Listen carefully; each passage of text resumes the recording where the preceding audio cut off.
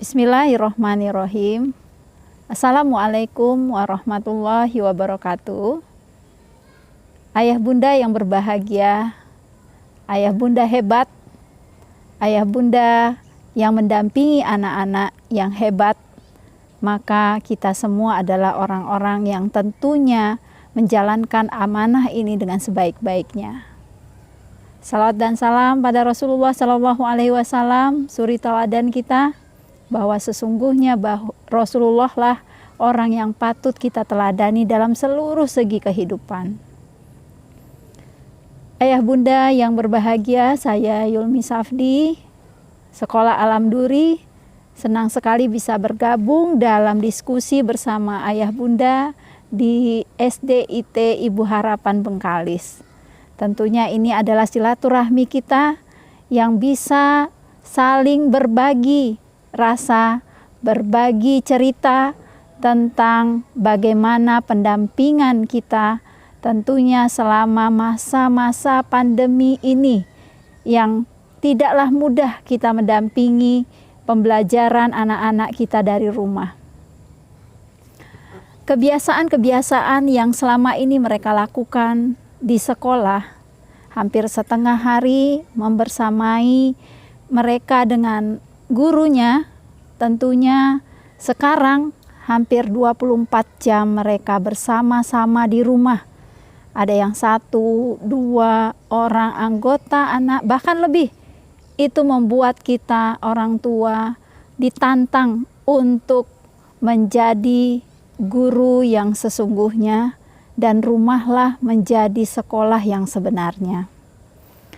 Ayah bunda yang berbahagia, cukup banyak orang tua yang mengeluh dan menjadikan ini satu hal yang sulit bagi mereka untuk menyelesaikan permasalahan-permasalahan mereka dengan putra-putri mereka.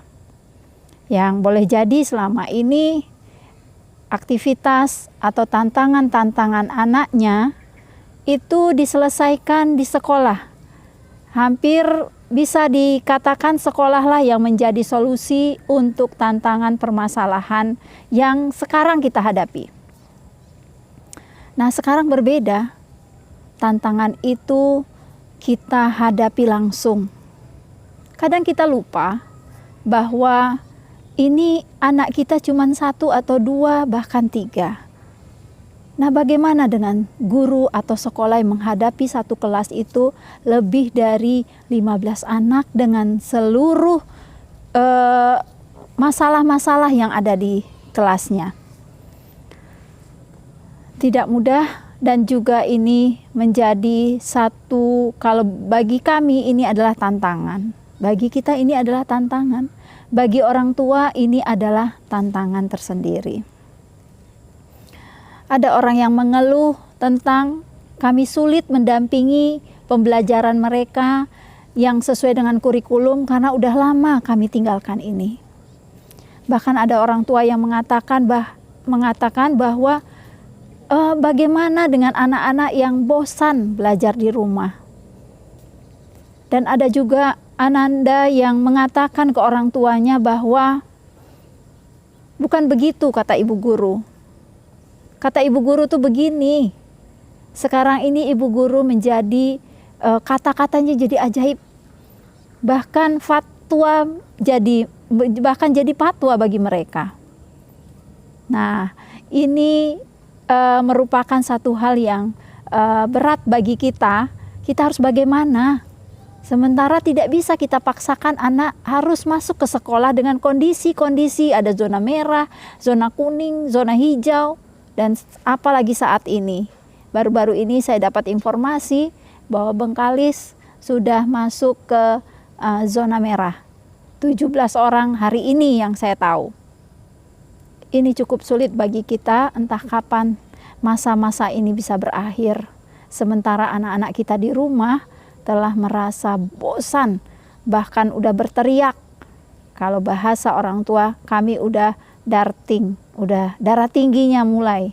Bahkan ada orang tua yang mengatakan ini mau membuat kami antri di psikiater gitu kalau sekolah tetap tidak dibuka.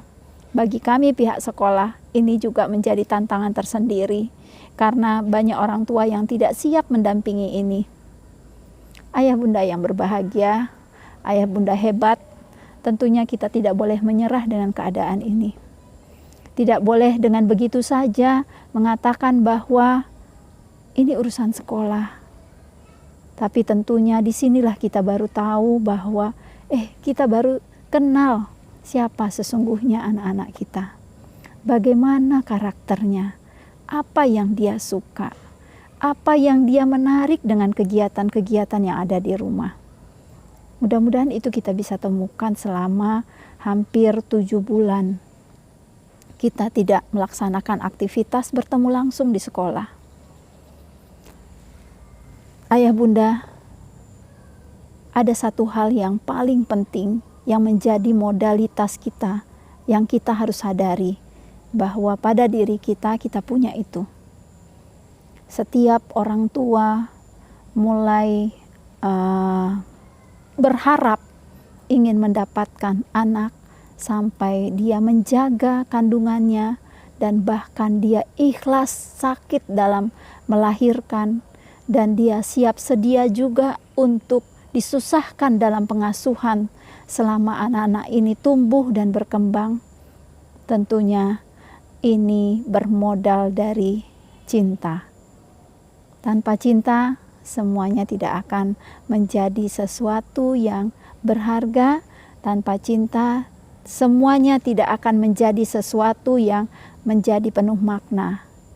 Tentunya kita harus sadari ini. Dalam beberapa karya ilmiah, ada 5 bahasa cinta yang harus kita terus ingat-ingat. Kita stimulus diri kita bahwa dalam diri kita ada cinta itu. Cinta yang kita maksud adalah cinta tanpa batas dan tanpa syarat. Itulah cinta yang dimiliki oleh ibu dan ayah. Dan cinta yang paling besar adalah cinta yang dimiliki oleh Allah Subhanahu wa Ta'ala, Sang Pencipta kita. Nah, tentunya itu ada dalam diri kita, ada dalam kasih sayang kita kepada mereka. Kadangkala kita salah untuk membahasakan cinta ini. Kita melakukan sesuatu seolah-olah itu adalah didasarkan karena cinta. Ada 5 bahasa cinta yang perlu satu persatu akan coba kita kupas. Yang pertama adalah bahasa cinta verbal. Ini bahasa cinta yang harus kita ungkapkan secara langsung ke anak-anak kita. Ibu mencintaimu nak, ibu sayang kepadamu nak, ayah mencintaimu nak, maka ayah juga sayang kepadamu. Bahasa cinta verbal. Nanti kita akan bahas bahasa cinta verbal ini bisa juga untuk memaksimalkan, mengalirkan rasa. Yang kedua adalah bahasa cinta sentuhan. Bahkan akan lebih hebat lagi kalau bahasa cinta verbal kita kombinasikan dengan bahasa cinta sentuhan.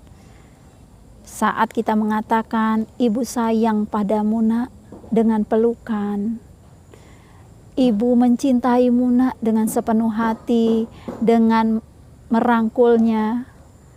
Ayah juga mengatakan ayah bangga padamu dengan memukul sedikit pundaknya bagi anak laki-laki atau mengucek sedikit kepalanya. Itu adalah sentuhan-sentuhan cinta yang tentunya akan sampai ke hati mereka. Bahkan ada juga yang mengatakan bahwa sudah berapa kalikah engkau mencium anakmu hari ini? Sudah berapa kalikah engkau memeluk anakmu hari ini? Bahkan ada yang mengatakan 12 kali pelukan dalam sehari itu adalah pelukan atau terapi untuk penyembuhan. Nah, ayah bunda, ternyata ini penting. Kita kadangkala mengatakan bahasa cinta verbal ini hanya sekedar formalitas dan memeluknya hanya sekedar kebiasaan. Tapi sungguh-sungguhlah pakai hati. sungguh-sungguhlah pakai dengan seluruh yang kita punya, maka itu akan sampai ke dalam hati mereka dan sentuhan itu akan diingat seumur hidup.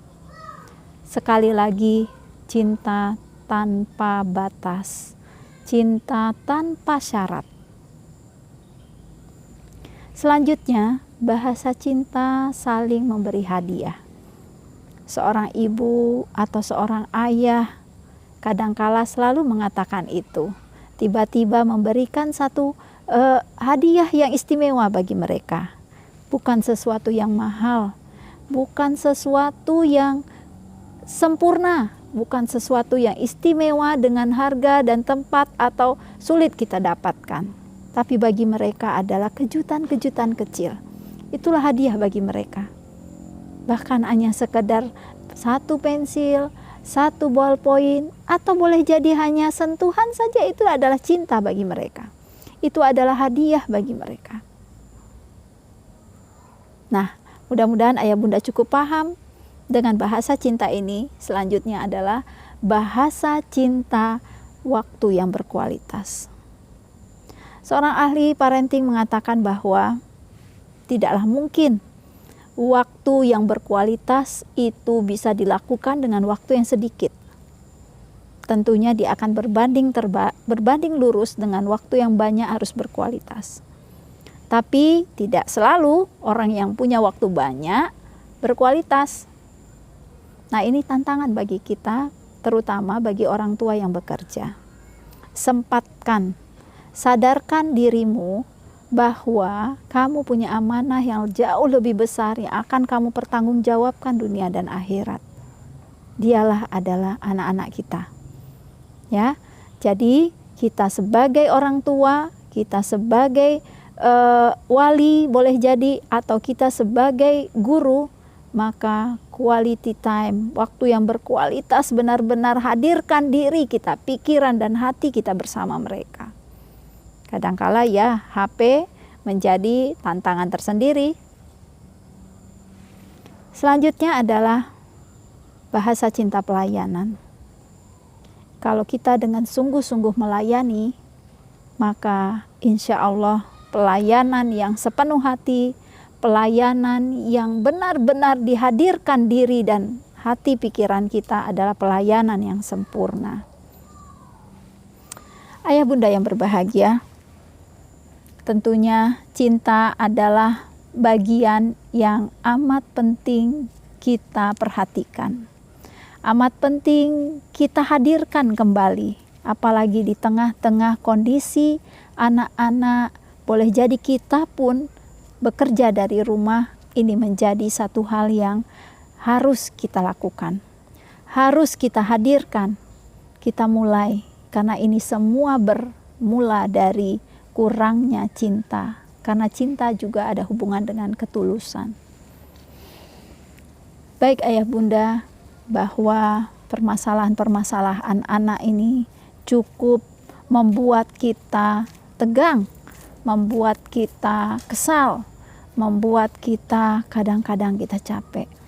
Kita ingin anak-anak kita mengerti kita, tapi kita lupa bahwa kita juga harus mengerti mereka. Apa yang mereka sampaikan dalam ungkapan-ungkapan mereka sehari-hari itu menandakan bahwa ada sesuatu tekanan dalam dirinya. Aku bosan, aku capek. Kita harus mengerti mereka. Aku tidak mau melakukan ini. Kita harus paham bahasa atau rasa yang dirasakan oleh mereka. Dia sedang apakah? Dia sedang merasakan apa sesungguhnya? Dia minta kita dimengerti. Dia minta mereka dimengerti. Mereka minta kita mengerti mereka. Jangan melulu kita harus memahamkan, ibu bekerja untukmu loh nak, untuk memenuhi kebutuhanmu. Rasanya bagi mereka, kalaulah mereka tahu dan mereka bisa mengungkapkan jujur bahwa mereka mengatakan, aku cukup dengan ini saja. Aku cukup dengan ini dan cukup dengan apa yang ada. Tapi karena kalau kita jujur, keinginan-keinginan kita memenuhi kehidupan yang lebih baik menurut standar kita, itulah yang menuntut kita akhirnya memaksa mengambil hak waktu mereka. Akhirnya cinta itu tidak tumbuh. Akhirnya cinta itu tidak tulus. Akhirnya waktu yang berkualitas pun akan tercerabut. Mereka tidak merasa bahwa diri mereka bagian dari kasih sayang orang tuanya. Banyak yang muncul dari hal-hal ini kita kurang sadari. Ini perlu menjadi renungan bagi kita semua bahwa cinta yang tulus itu yang harus kita hadirkan. Apa yang dirasakan oleh anak-anak kita itu adalah menjadi satu hal yang harus juga kita rasakan. Dia sedang merasakan apa? Ada beberapa anak sampai mau bertemu saya waktu sekolah, kita buka pelan-pelan. Anak mengatakan, "Bu, tolong keluarkan saya dari keadaan ini." Saya pikir keadaan apa?